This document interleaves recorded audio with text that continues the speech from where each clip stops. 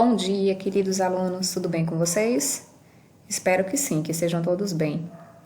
Queridos, prestem atenção. A nossa conversa de hoje vai ser sobre a linguagem do cinema. E, particularmente falando, quando eu menciono a palavra cinema, eu fico até emocionada, porque eu sou completamente apaixonada por cinema. E aí eu já trago de cara um primeiro questionamento para vocês, que é o seguinte: quem não se encantou quando foi pela primeira vez ao cinema assistir a um filme?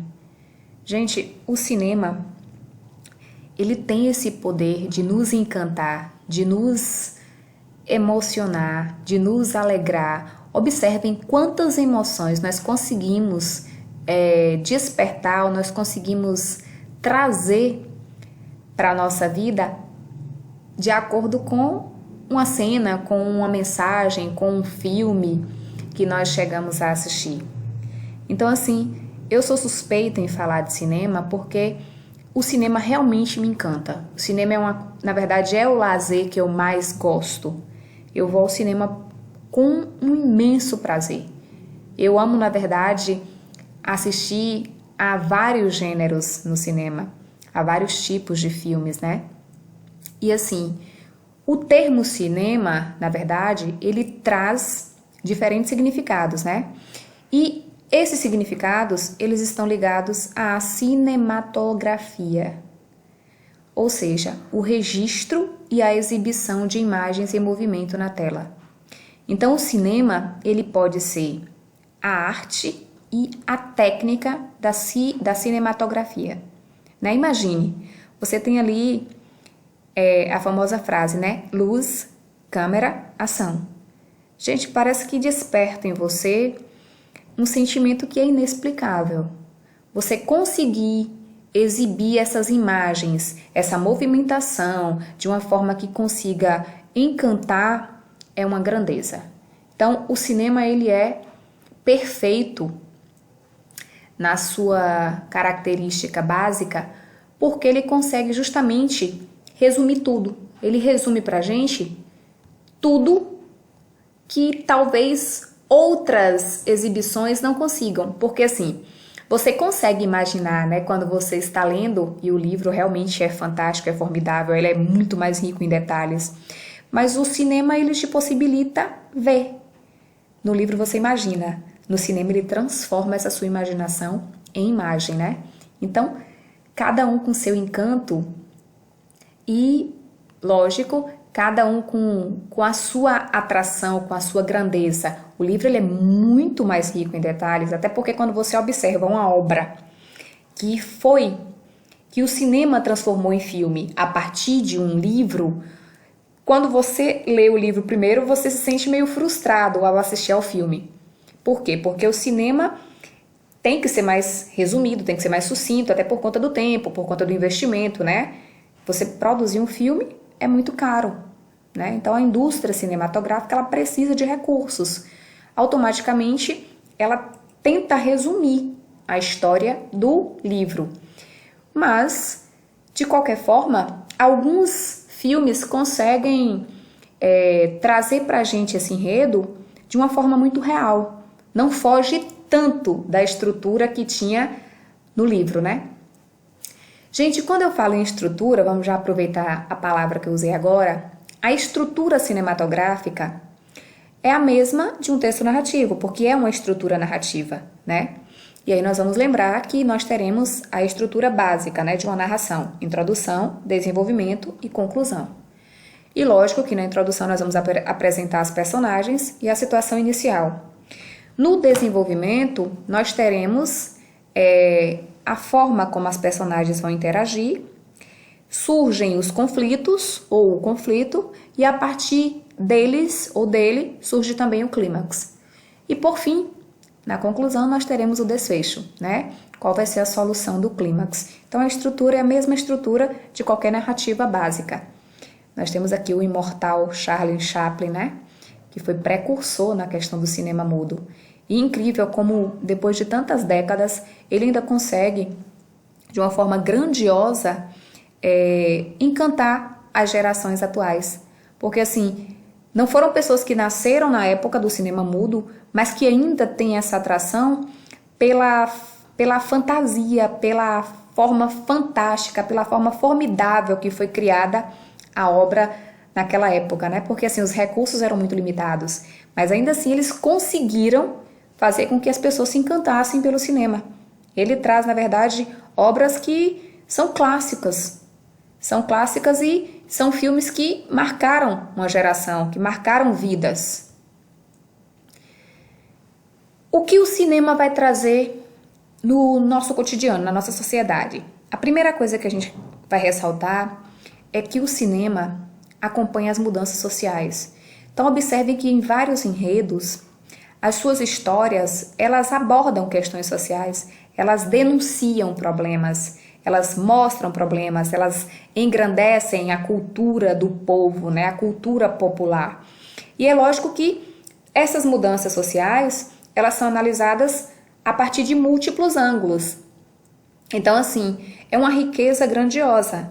Você vai automaticamente modificando de acordo com os recursos, com o que você tem de possibilidade em inovar, mas automaticamente esses leitores, eles são surpreendidos com questões que trazem passado, presente e futuro. Então, assim, há uma riqueza, gente, nessa diversidade do que é apresentado no cinema, que é isso que encanta, né? Porque, assim, parece que há essa questão de ficar o tempo todo buscando novas possibilidades de encantar os espectadores, ou os telespectadores, né? Porque, assim, o que muitos autores e muitos diretores fizeram? Trouxeram pra gente filmes que acompanham essas questões sociais, trouxeram fantasia, trouxeram narrativa fantástica e uma abordagem que eles também trouxeram e que fez muito sucesso foi a questão também de fragmentar os enredos. Eles dividem a história, né? Já começou, na verdade, a partir da literatura. Os leitores viram que os autores usam de alguns anos para cá essa questão de fazer uma sequência, né, de histórias. Então, nós temos o livro 1, o livro 2, o livro 3. O cinema também trouxe isso.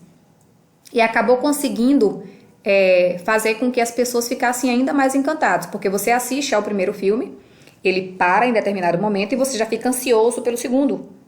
E por sua vez pelo terceiro, quando tem também uma trilogia.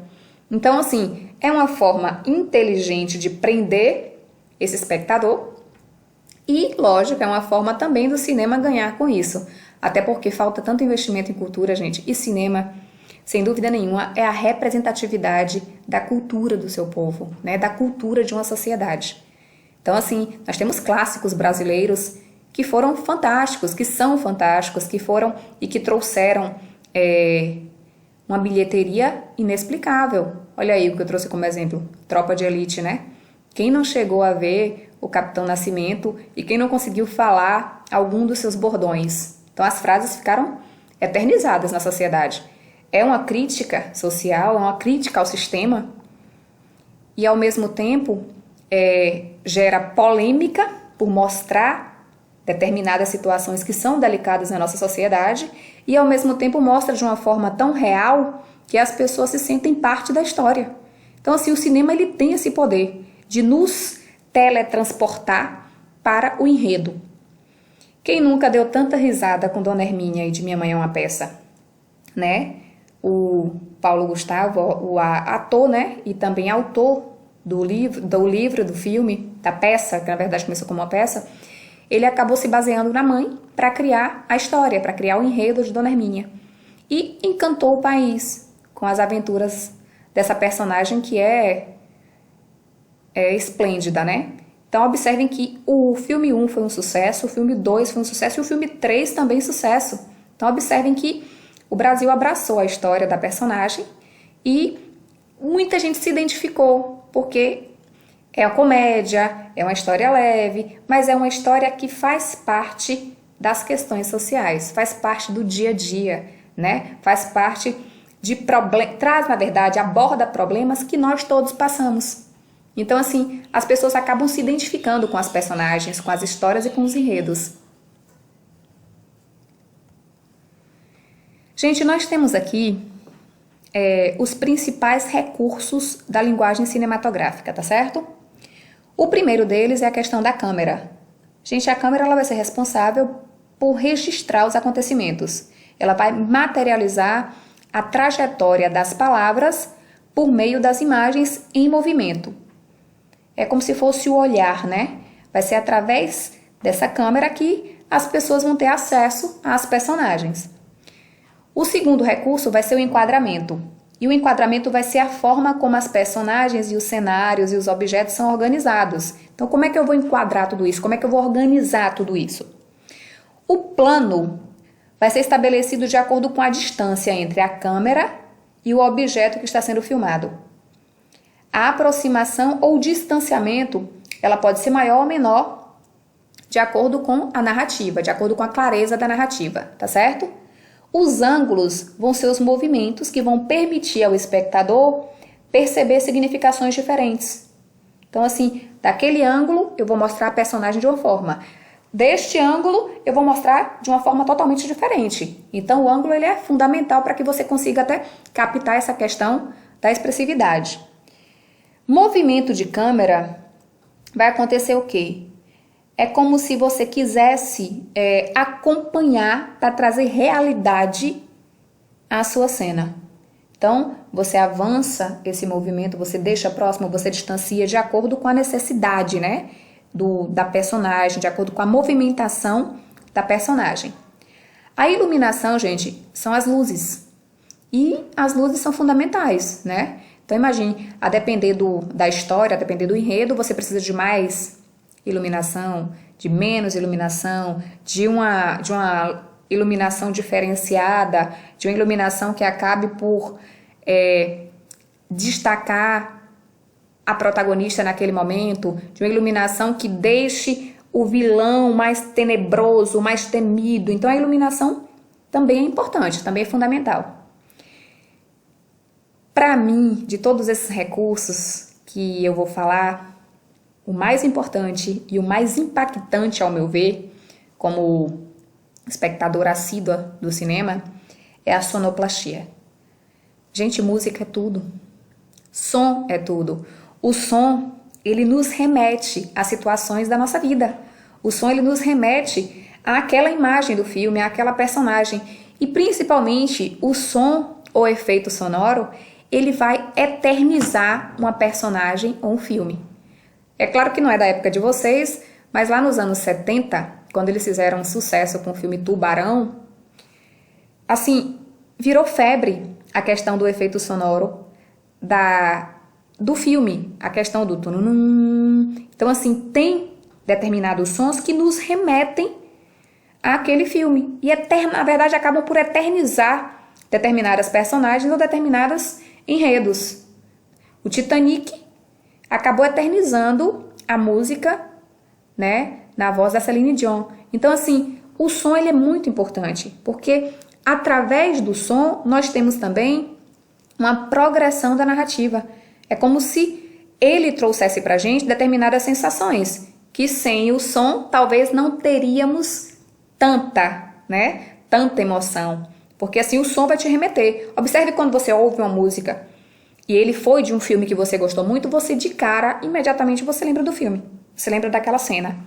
Se de repente despertou tristeza, drama, né? Se de repente você ficou triste, se foi algo muito engraçado, como no exemplo aí do filme O Alto da Compadecida, que na verdade é um clássico, né? Um livro clássico do nosso eterno Ariano Suassuna, e que eles conseguiram converter de uma forma fantástica em filme. O filme, na verdade, ao meu ver, é uma opinião, né, gente?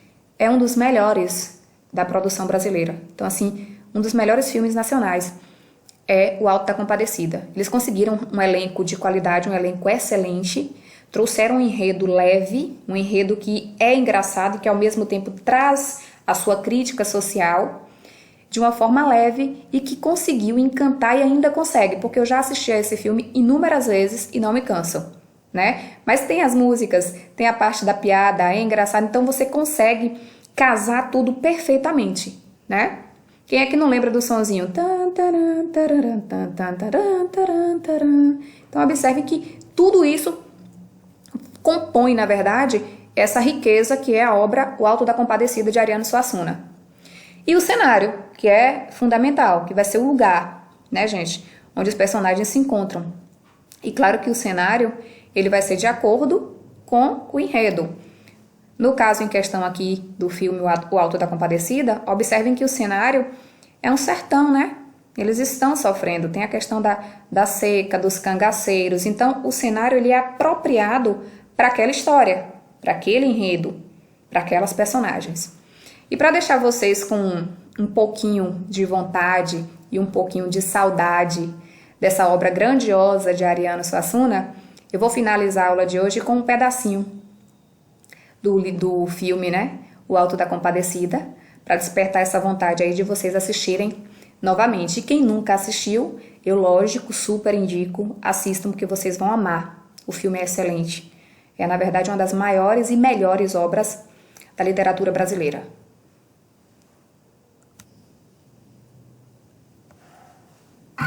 Vidinha aqui tá muito parada. Minha mão tá coçando pra dar os bufetes. Mas faz só 3 dias que você botou pra correr os valentes da cidade. Eu já tô doido pra uma briga de foice. E quem é besta de vir topar com você? Banda esprote, seu Rico. Já pensei até me alistar na volante pra sair por aí matando cagaceiro. Homem, Zé Quiete. Aquilo lá é uma guerra. É isso mesmo que eu quero. O pipoco dos tiros. A mulherada gritando. A bala zunindo no pé do ouvido.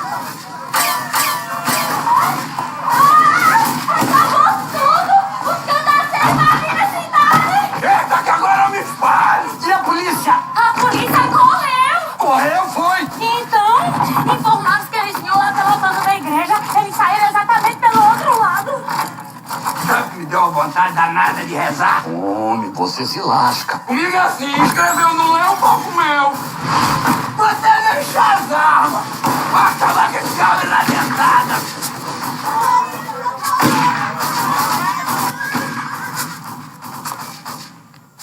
Seja quem for o corno que invadiu essa igreja, pega pra fora que é pra eu lá parar o chifre. Vai conhecer o que é um macho. Porque comigo eu volto é por dentro. Que nem pavio de velho e tal de macaxeira. Tá aí 2 coisas que eu não sabia.